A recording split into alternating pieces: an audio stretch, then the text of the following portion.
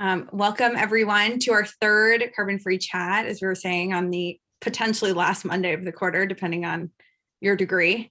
And we're thrilled to have Vivas here today to talk about EV batteries. My name is Barrie. For those who don't know me, I'm an MBA 2, also an EIPer, focusing on sustainable built environment.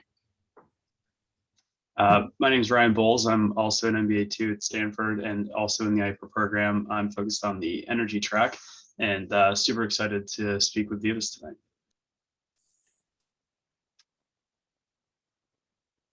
Vivas, over to you, man. Yeah, great. And I'm Vivas Kumar, MBA 2, and I am here to talk about my favorite subject in the world, which is electric vehicle lithium-ion batteries. I got to tell you, that is great dinner conversation right there. But for this group, it certainly will be. We found the right group for that dinner. So super excited to have you, Vivas. So I think we'll start off at a really high level, just because we have people from all different backgrounds on this call. So if you could just explain kind of from a high level what a lithium ion battery even is and when it's most often used in modern technology. Yeah, so let's simplify what a battery does. A battery is nothing but an energy storage device, right? What it does is you've got a cathode, you've got an anode, and electricity is generated through the movement of lithium ions between the cathode and the anode. As a result, it is called a lithium ion battery. A misconception is that these batteries are made of purely lithium. And let's just dispel that right now. There's many different metals and many different parts that go into making a lithium ion battery. And it is only named as such because the most important electricity generating movement is that of a lithium ion between the cathode and the anode to charge and discharge the battery.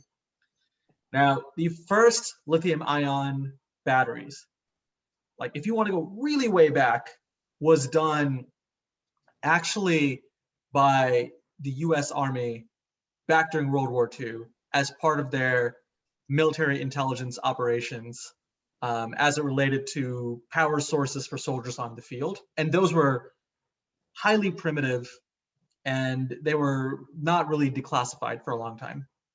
You sort of fast forward to the 1970s and there are three godfathers of the modern lithium-ion battery industry. John Goodenough, Stanley Whittingham, and Akira Yoshino. And they're from the US, the UK, and Japan, respectively. And these three just won the Nobel Prize last year for the discovery of the lithium-ion battery, after 50 years of efforts in this field. And what they were going after was very simply this idea of being able to store electrons and discharge electrons. Now, 20 years of research later, in 1990, lithium-ion batteries had reached the price point to where they were first used in a commercial application. So the Sony Walkman in 1991 was the first use of a lithium-ion battery kind of out in the field, if you want to call it that. And ever since then, we've had lithium-ion batteries in all of your portable electronic devices, your laptop. And around 2003 is when they had reached sort of mass market penetration in consumer electronics, which they still are today. I mean, I'm on a laptop right now on a battery that I hope doesn't die before the Zoom call ends. And it is a form of lithium-ion battery as well. So in 2003, a couple of important things happened. So first, in the US, you had the original founders of Tesla got together. So J.B. Straubel, my former boss, J.B. Straubel, had gotten together with a few of his friends and with Elon Musk, who was their first investor. And their thesis was the cost of lithium-ion batteries as used in consumer electronics were precipitously declining. As a result, the thesis was you can power larger and larger devices than just consumer electronics. So their thesis was, why not try an electric car? Around the same time, the same thought process was happening in China with a company called BYD, which a lot of people call the Chinese Tesla, where they were making lithium-ion batteries for consumer electronics and they were doing contract manufacturing of various electronics. And they also saw the opportunity for using lithium-ion batteries in this application. So let's focus on Tesla. It took them 5 years to get a vehicle on the road from that point. If you look at the original 2008 Tesla Roadsters, they're basically using laptop batteries, right? There has been an evolution since then. Now there are batteries that are custom made for electric vehicles and for energy storage devices. So there are multiple companies now. This isn't just Tesla. This isn't just BYD. There's many companies out there that are announcing plans for electric vehicles. Legacy automotive companies like GM, like VW, like BMW, new companies like Lucid, Proterra, Rivian are all going out with this thesis of lithium-ion based powertrains for electrification of their vehicle fleet. In parallel, you've got energy storage devices. So solar and wind, what's the problem? Intermittency, right? The wind isn't always blowing, the sun isn't always shining. You need a battery to store the charge. And so lithium-ion batteries have been used for those applications as well. They are not always the best to be used for that application, but because of the precipitous decline in lithium-ion battery costs over the last 10 years, going from around $1,200 per kilowatt hour on average to around $120 per kilowatt hour. And because of the buildup of capacity, they've become the energy storage technology of choice. So to summarize, for question number 2, where they're most used these days are still consumer electronics, electric vehicles, and energy storage devices, both on a grid scale and on individual buildings, in sports stadiums and hospitals, to pair with intermittent resources like solar and wind. And we expect those to be the major sources of energy storage growth for lithium-ion batteries, even for the next 30 years. So as they've gotten more popular and have gone from our Walkmen to our laptops to cars to powering football stadiums, have we seen there be like huge improvements in how long they can last, or is it just like you got to have a bigger battery? Yeah, so the 3 metrics that matter the most for any battery, in order. Number 1, cost, dollar per kilowatt hour. We've seen a 10x decline in the cost of manufacturing lithium-ion batteries. Number 2, energy density. So that's watt hours per kilogram. As costs have declined, average watt hour per kilogram has also increased. Now, it's important to note that we are not using the same technology today for batteries that we were 10 years ago when it was $1,200 per kilowatt hour, okay? The most important change has happened at the cathode level. So when you look at a battery cathode, you're gonna see things like LFP, NMC, NCA, and I'll get to what all of that means in a second, but there's been an evolution in cathode chemistries, which has improved the watt hours per kilogram.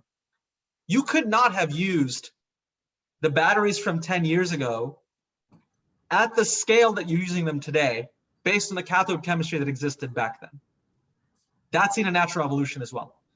Finally, the 3rd metric that matters the most is cycle life. And that's just number of cycles. So every time you charge and discharge a battery, that's a cycle. And you want your battery to last as long as possible. Your laptop battery, if it's used in a laptop, it's not going to last you 10 years. But if you buy an electric vehicle, you want that battery pack to last you 10 years, 12 years, 14 years, 20 years. The future vision is when you buy your electric vehicle, you have your battery pack that lasts you 30 years. And you just change the car body every 5 years to fit your changing tastes. Or what you do is you buy like 4 different car bodies, right? One is like a minivan where you have like your child seats or whatever, right? One is your sports car so you can feel cool. One is your like everyday coupe. And you basically just trade out the bodies, but hold on to the battery pack. I mean, that is the future vision for where I believe batteries will go, where the best in class companies are sort of optimizing their batteries towards. And that is only possible because there's been innovation on these 3 metrics: dollar per kilowatt hour, watt hour per kilogram, and number of cycles. And that's cool. Some lofty goals. Do you think you'll get the minivan or the sports car first? I will get whatever my wife tells me to get. Nice, man. Or it's So as yeah, as as you talk about like the next 30 years and some of these improvements, what are some of the companies you think leading the way for the future of battery tech? Okay, the barrier to entry for manufacturing batteries at scale is massive. So for context, okay, the Tesla Gigafactory in Nevada, which is probably the factory that everybody here is most familiar with because it's basically across the street, was done in conjunction between Tesla and Panasonic. The estimated cost for that factory was $5 billion. And Panasonic has been developing battery technology at large scale for 40 years now. So it took them 10 years to commercialize it throughout the entire 1980s to get it into the Sony Walkman. And they've been iteratively improving it over the last 30 years to get to the point where they can manufacture at that scale. At the time the Gigafactory was announced, there were 2 battery factories in the world with over 1 gigawatt hour of production. Now, there are 192 such factories with 3.2 terawatt hours of production that have either been announced or in construction or already producing.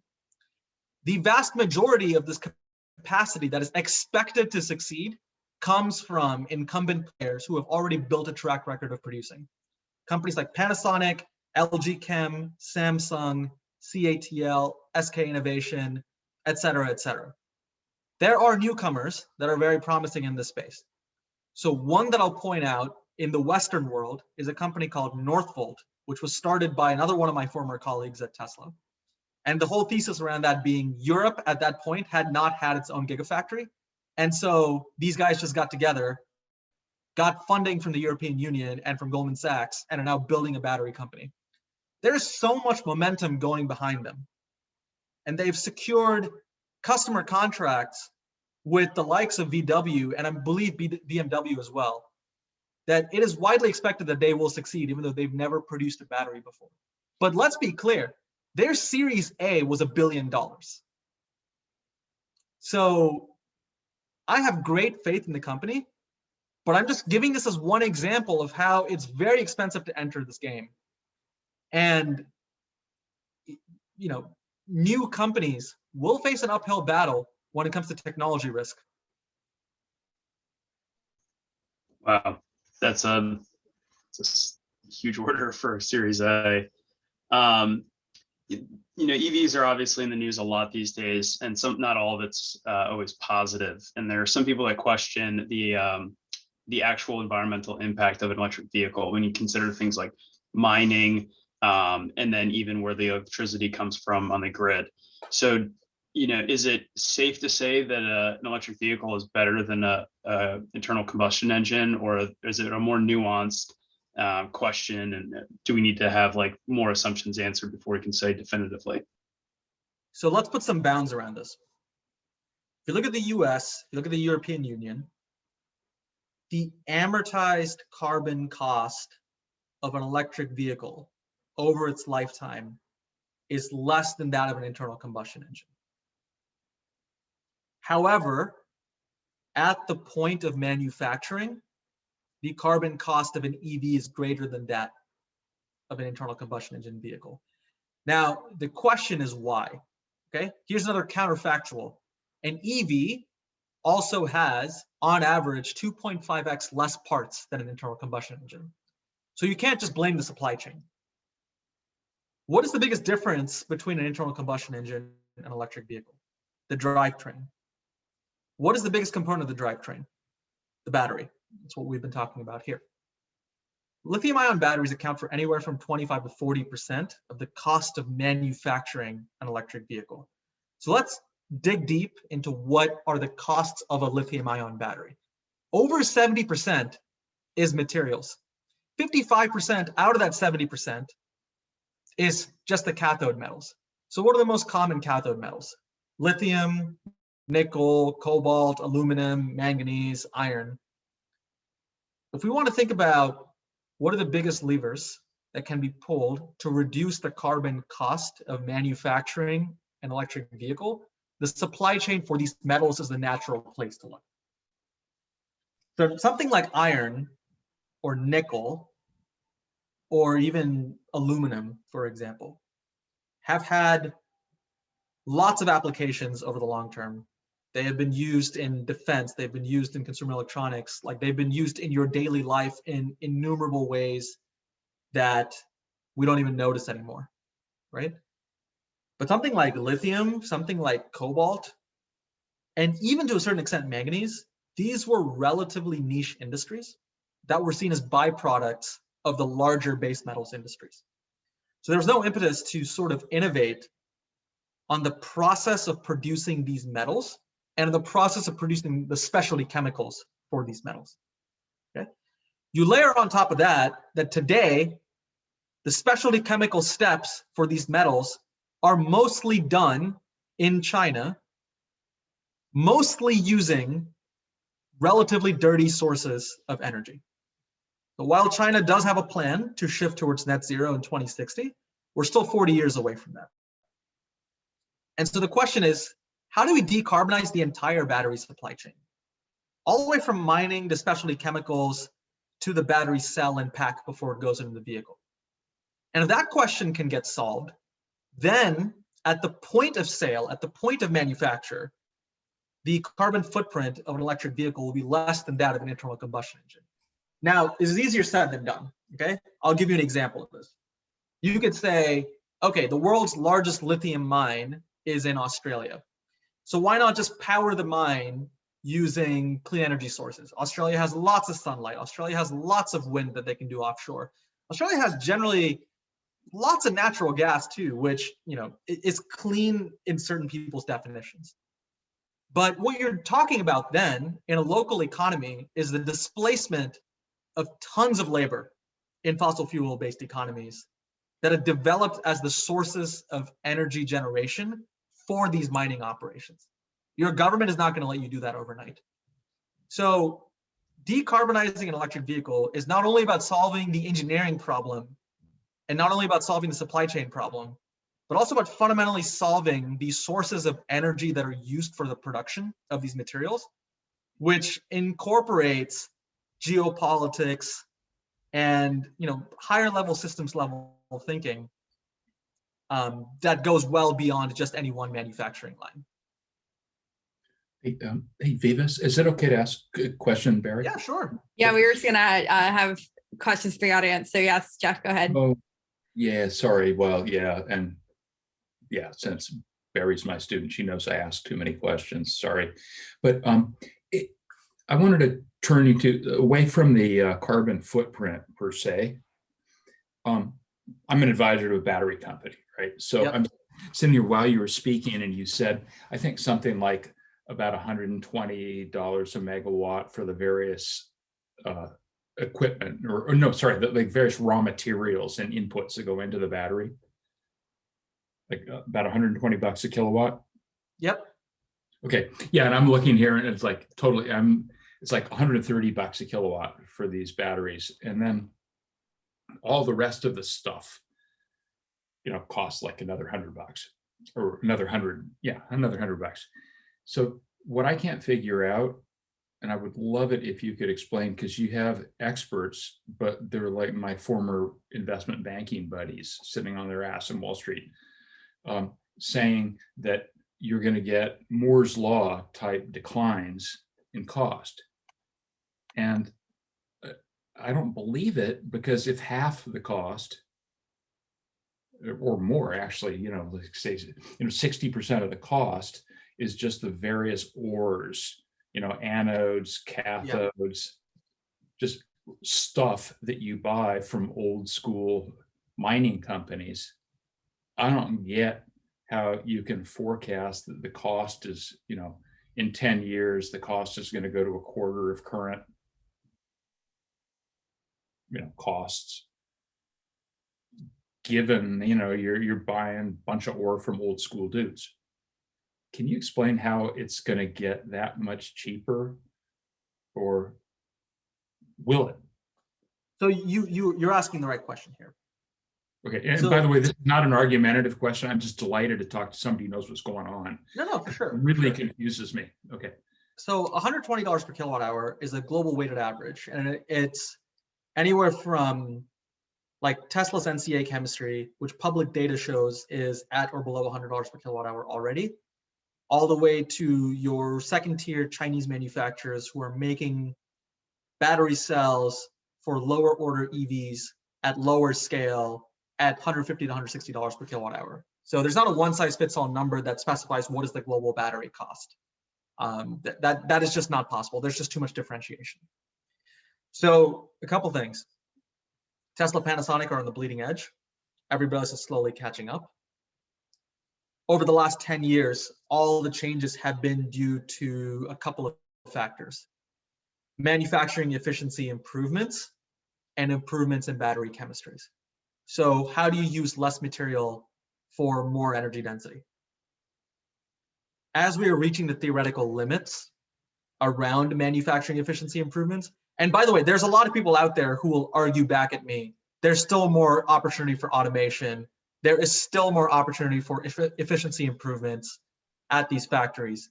And I say the answer is absolutely yes, but those opportunities are not going to be anything like the opportunities we had for the last 10 years. Like the gigafactories are here, the massive scale is here, the modularization of battery cells has already happened, and your bill of materials is increasingly disproportionately represented by materials costs rather than manufacturing cost. So what happens then? Exactly what you said happens. Your cost management is then dependent on the price of lithium, the price of cobalt, the price of nickel, the price of aluminum. So the last three of these, nickel, cobalt, aluminum, are all traded on the London Metal Exchange. So to get a battery grade product, which by the way, we can have an hour-long argument about what battery grade even means in this context, but just kind of roll with me over here. Your battery grade nickel, cobalt, aluminum, the way that they're generally priced is you have the London Metal Exchange price, which is like as efficient a commodity market as you can get. Yeah. And then you usually have a premium or a discount depending on the specification. So for the most part, if you're a battery manufacturer, you can and you should negotiate that premium or negotiate that discount, but you're not really going to change the underlying economics. There's just too much macroeconomic factors affecting that. I'll give you one example of this that happened last week. There's a Chinese company called Tingshan, which is a pretty notable nickel producer, and they have assets in Indonesia. And they came out with news saying that they can take a specific type of low-grade nickel and generate battery-grade nickel out of that. Automatically, the nickel price fell like 20%. Right? I mean, there's just no way that if you are trying to do strategic sourcing at a battery cell player or at an automaker trying to buy these materials, that you could foreshadow that Tingshan will say that and the cost will automatically drop. But were Right? they For lithium, it's even more complicated. Like the London Metal Exchange lists prices, but it doesn't have volume liquidity. Most of the lithium today is still purchased in one-on-one transactions, and it's a small oligopoly of buyers and sellers. So long story short, unless you actually go out and buy the mine and produce it at the operating cost plus capital cost, and you just take no margin, you can't actually control the cost of the materials. So let me repeat that again. You cannot control the cost of materials unless you own the mine. Yeah. Owning a mine costs billions of dollars, takes decades to develop, and it is a purely government relations game. Like the engineering challenges of building a mine have already been solved. And yes, there is a lot of innovation left to be done around using machine learning for better identification of mine sites, for the use of renewable energy, because electricity is the biggest cost center for most of these mining operations, for wastewater recycling. Like, yes, I will go blue in the face talking about engineering. But to be frank, because we are all business school students, let's talk about the business aspects of this. This isn't as simple as like putting together a DCF to value the mine and getting people to go out. And you are constantly working with like the local government, the state government, the prime minister to get these assets up and running. I mean, these are massive, massive assets that take decades to develop. Yeah. So it's easy for us to say, you can control the cost by buying mine. But what battery maker or car maker wants to do that? That is a completely different level of risk that is not commensurate to the conservative thinking from a business standpoint that these companies have. And that is what will lead to the stalling of the Moore's law when it comes to cost in batteries, given the status quo, is that once you've found the opportunity to remove all of the manufacturing waste from bill of materials, you just have to play a different ballgame with mining and with specialty chemicals to get any more cost out of that bill of materials.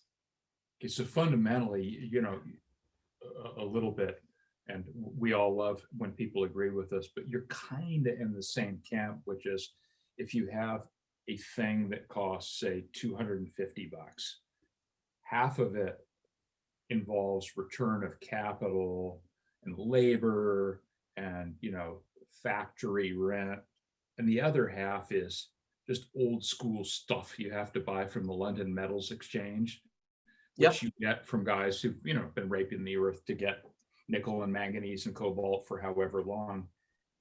You can get some learning curve on the half that's manufacturing, but the other half is damn hard to make it go away. Yep. Okay. Hey, thank you very much, man. This was definitely worth the late dinner. Good to hear. It was awesome stuff there. We have some questions that are somewhat related in the chat, and it kind of focuses on repurposing batteries. So can EV batteries be used for medium-term storage and you know, maybe even at a utility grid scale? And then, you know, will recycled batteries become more expensive in the future? I'm glad you combined these two questions. So there's two ways to do recycling. One is you basically take the battery cell and you rip it apart so that you can produce specialty chemicals from it. So my former boss at Tesla, JB Straubel, is now the CEO of Redwood Materials, which is a company that's looking to do just this, right? The other thing that you can do is downcycling, right? Which is to take that battery cell out of the vehicle or out of a high value application and put it into a lower value application. I believe the latter is more likely to happen, and here's why. Number one, in order for the economics of recycling, chemical recycling to make sense, you need to have a large input feedstock of batteries coming back. The implicit assumption there is you need to have a large input, you need to have a lot of batteries being retired by the car makers, which means you need to have a lot of batteries reaching end of life. This is antithetical to EV manufacturers wanting to have their batteries last as long as possible. Going back to what I said earlier, I would love for the battery pack in my Model 3 to last 30 years, right? I've had this thing for 2 years, and I hope I don't have to replace the batteries for 20 years. And I'll just change out the car body whenever I need to. What that means is that battery cell is not going towards recycling. Even when it's reached end of life, let's be very clear, end of life does not necessarily mean the battery is like totally destroyed and done. You can still squeeze a few more years of operation out of it in lower value applications. So one example of this is the Amsterdam Arena in the city of Amsterdam in Holland is actually completely powered by used Nissan Leaf batteries. Because that's what they did. They just took the used Nissan Leaf batteries, and instead of doing a chemical recycling process, they sent them over to be used for energy storage at the sports stadium. If you look at the automotive industry in general, you look at geographies like India and Brazil and sub-Saharan Africa, the vehicles that have already reached their end of life of use in jurisdictions like North America and like the European Union end up going to those geographies for further use before they reach their true end of life, right? Or unfortunately, the vehicles that can't reach the environmental standards posed by governments in North America and the European Union end up making their way down to countries like India and Brazil.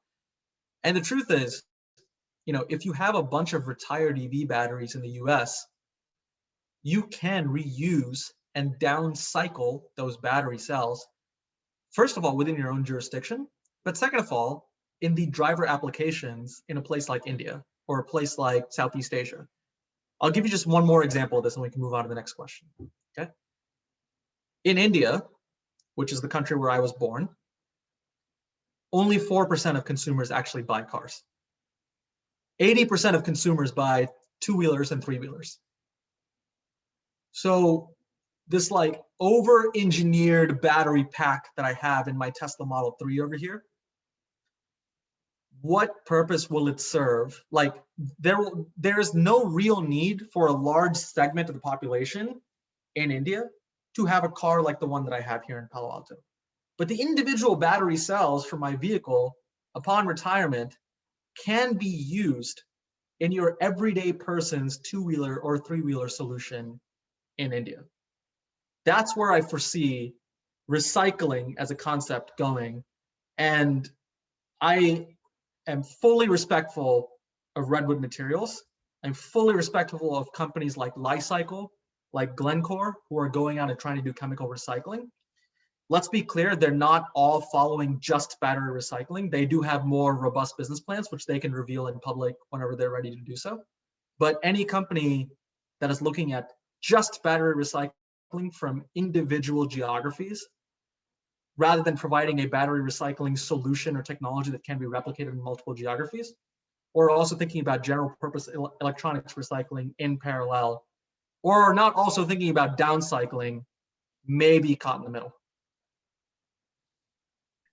Well, Vivas, I'm excited to see more stadiums sponsored by used Nissan Leafs. But that's pretty wild that they can do that. And super interesting too to think about the use in smaller vehicles as well in other countries. That's awesome.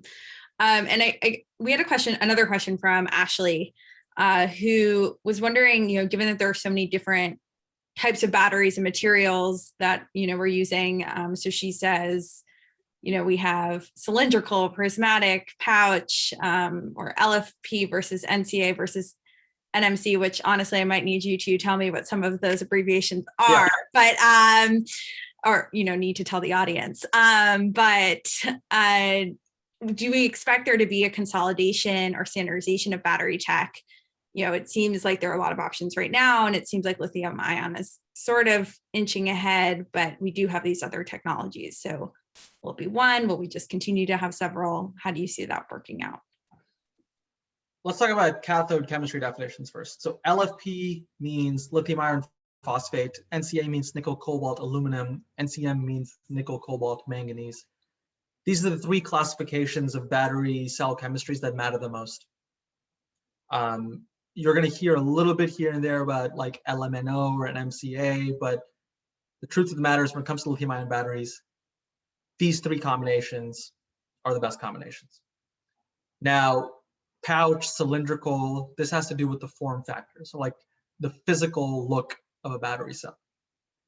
And generally speaking, pouch, prismatic, and cylindrical are the main form factors.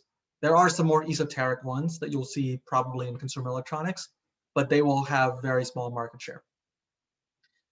In general, it takes 20 years to bring a new cathode chemistry into market.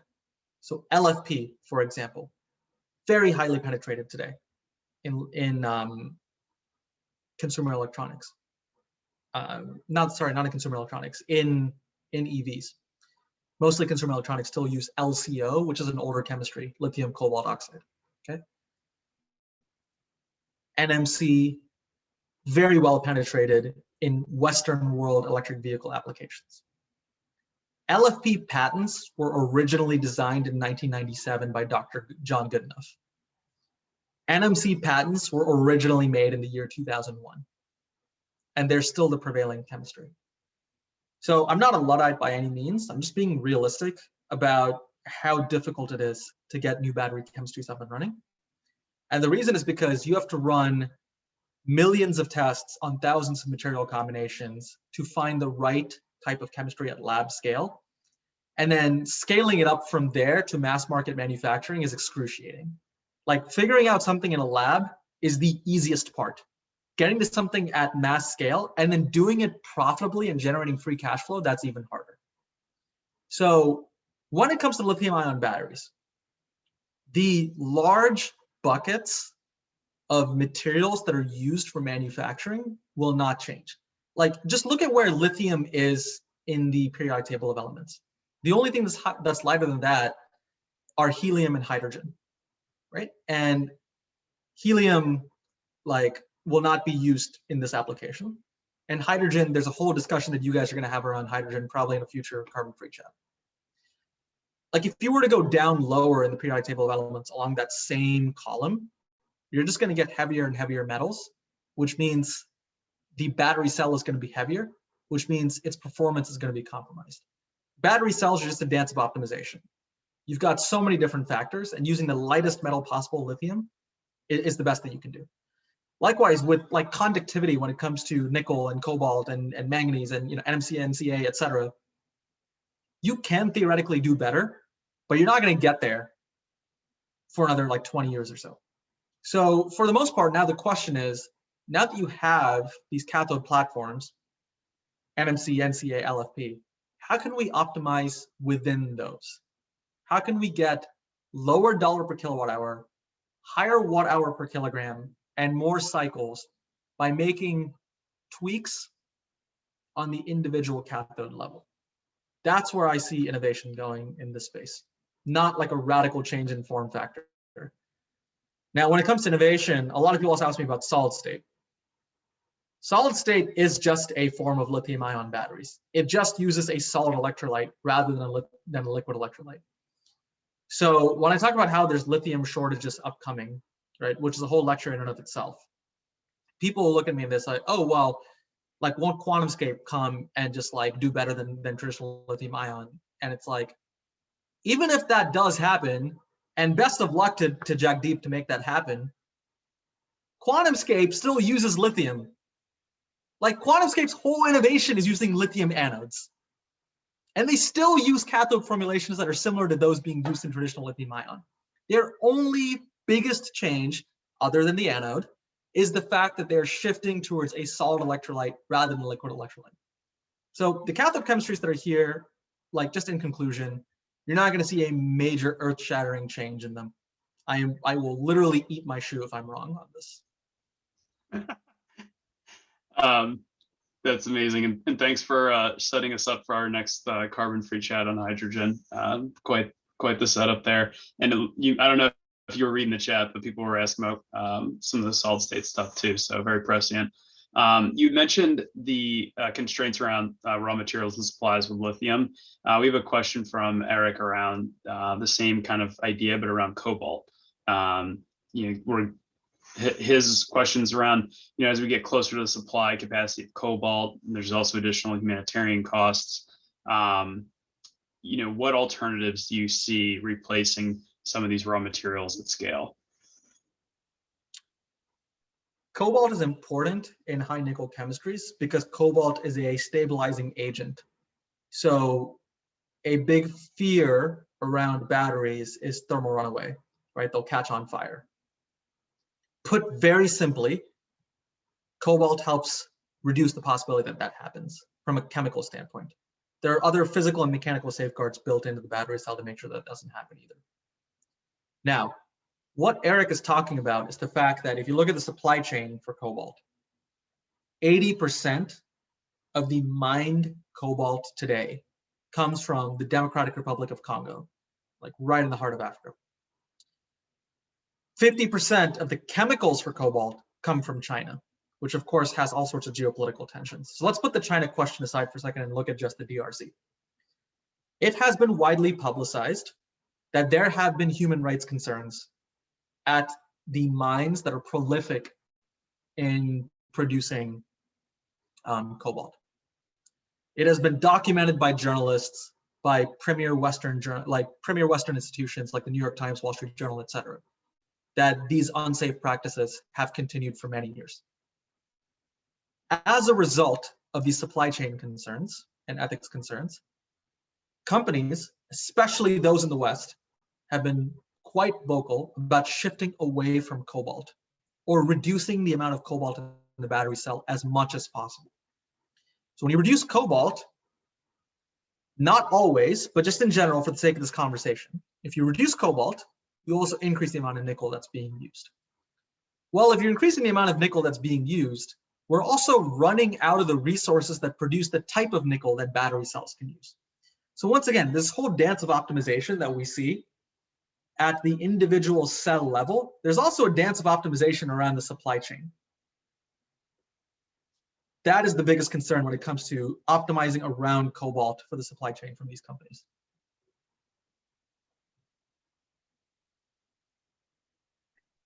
Awesome. Well, I think we're running up on time. So big round of applause, Vivas. This was so informative. I know I learned a ton and we had a lot of questions here. So I wouldn't be surprised if we get some slacks after this.